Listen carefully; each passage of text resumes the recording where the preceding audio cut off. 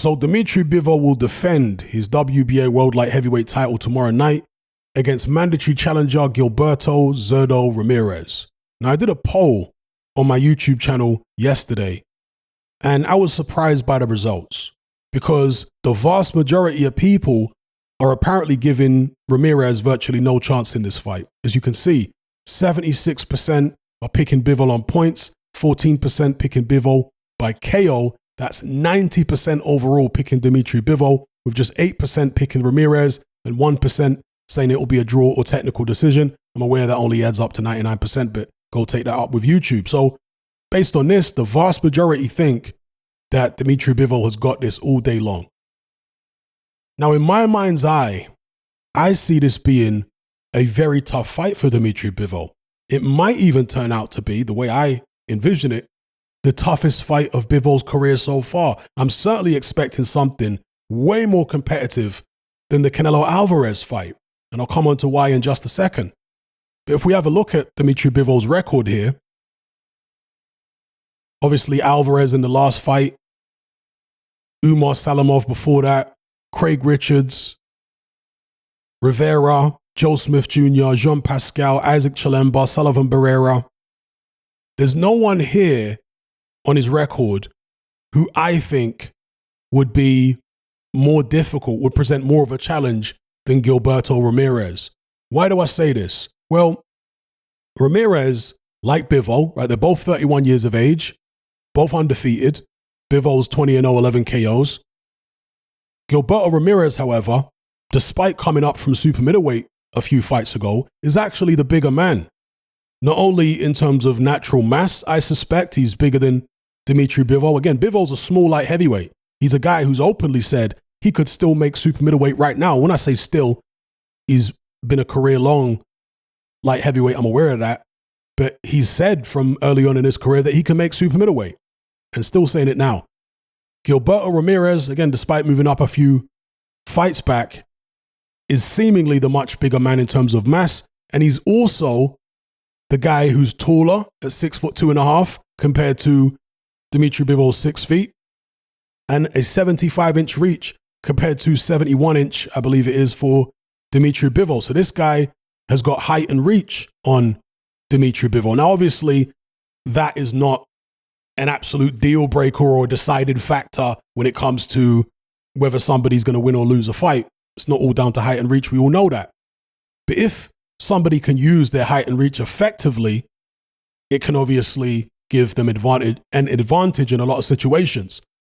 So, yeah, I just find it fascinating that so few people are giving Zurdo Ramirez a chance here. I think it's highly competitive. And when you look at the politics of the situation, it doesn't seem to me to favor one guy over the other at this point. I know that Dmitry Bivol beat Canelo, but Bivol still isn't some big superstar, is he?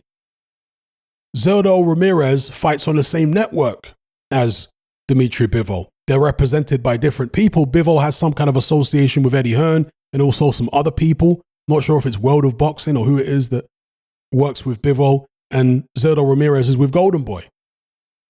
So I can't see the politics of the fight really favoring one over the other in terms of who's going to get favor from the judges and all that kind of thing. Although some people might argue that Ramirez could get favor when it comes to scoring because perhaps the establishment in the United States, the boxing establishment, would prefer to see Gilberto Ramirez fight Canelo rather than Dmitry Bivol get that rematch with Canelo.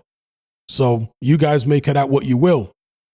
But yeah, that's my thoughts on it. I'm expecting this to be a real tough fight for Dmitry Bivol. And if it goes down to I'm expecting it to go to points. I wouldn't be surprised if it's something like a split decision in favor of either man. That's how competitive I'm expecting it to be.